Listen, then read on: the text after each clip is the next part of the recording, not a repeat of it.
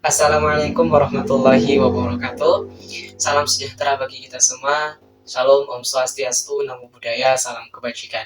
Perkenalkan, nama saya Muhammad Arif Ferdiansyah dengan NIM akhir 331. Melalui adanya pembuatan video ini sebagai bentuk penugasan dari mata kuliah Ilmu Negara kelas A, saya akan memaparkan sedikit pengetahuan saya tentang asal mula negara. Namun, tidak secara sudut pandang yang spesifik atau tertuju pada negara tertentu, melainkan secara sudut pandang atau dalam arti yang abstrak, universal, dan umum. Nah, ada beberapa unsur atau anasir secara formal yang dapat kita ketahui bahwa negara itu ada apabila sudah memenuhi syarat-syarat tertentu yang mencakup di dalamnya, yang terdiri dari 4 hal. Yang pertama, ada rakyatnya atau penghuninya.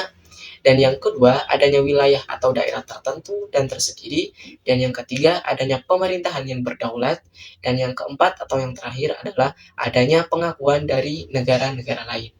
Nah, maka dari itu, poin-poin yang sudah saya sebutkan dapat saya pertegas atau sangatlah berbanding lurus dengan apa yang dikatakan oleh Bapak Suhino SH, seorang dosen Fakultas Hukum Universitas Gadjah Mada, yang dimana di dalam bukunya yang berjudul Ilmu Negara, ya seperti ini teman-teman, beliau mengatakan poin-poin tersebut di dalam bukunya. Namun, ada beberapa teori-teori yang menjelaskan lebih detail tentang asal mula negara, yaitu dari teori yang pertama adalah teori perjanjian masyarakat atau teori yang lebih kita kenal sebagai teori kontrak sosial yang menganggap perjanjian masyarakat sebagai dasar negara. Nah, di sini ada pendapat dari John Locke bahwasanya kekuasaan penguasa tidak pernah mutlak, tetapi selalu terbatas. Individu-individu mengadakan suatu perjanjian atau kontrak sosial dalam masyarakat untuk membentuk suatu kehidupan masyarakat, politik, atau negara itu sendiri.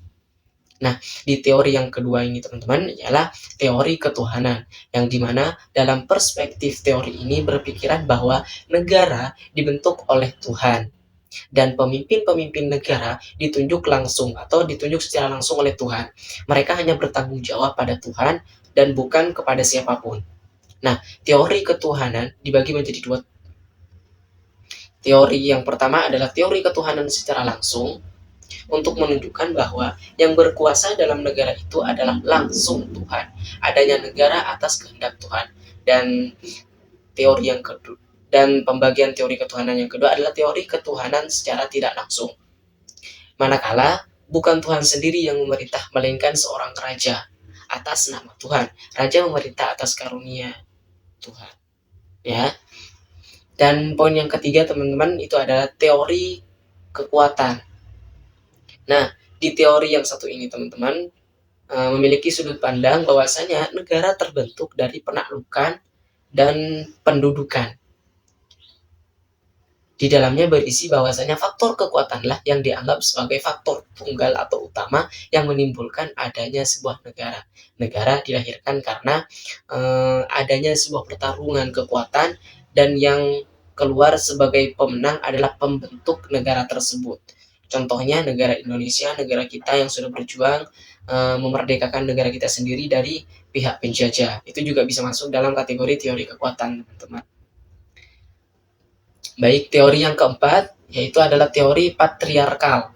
Nah, perspektif teori yang kali ini adalah sistem sosial yang menempatkan pria sebagai pemegang kekuasaan tertinggi atau utama dan mendominasi dalam peran kepemimpinan, entah itu politik, otoritas moral, hak sosial, dan penguasaan. Seperti contohnya, analoginya adalah kepada seorang ayah. Ayahlah yang berkuasa dalam sebuah keluarga. Dan ayah juga mampu untuk menarik garis keturunan dari pihak ayah tersebut.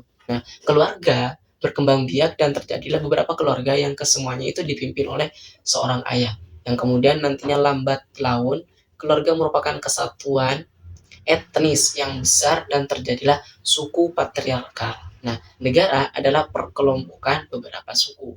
Jadi masih ada keterkaitannya teman-teman. Asal mula negara dengan teori yang sudah disebutkan saya tadi mengenai teori patriarkal.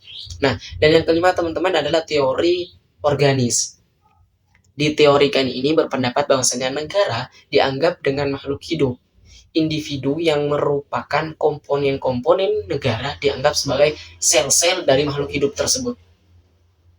Nah, teori yang keenam ialah teori patrimonial.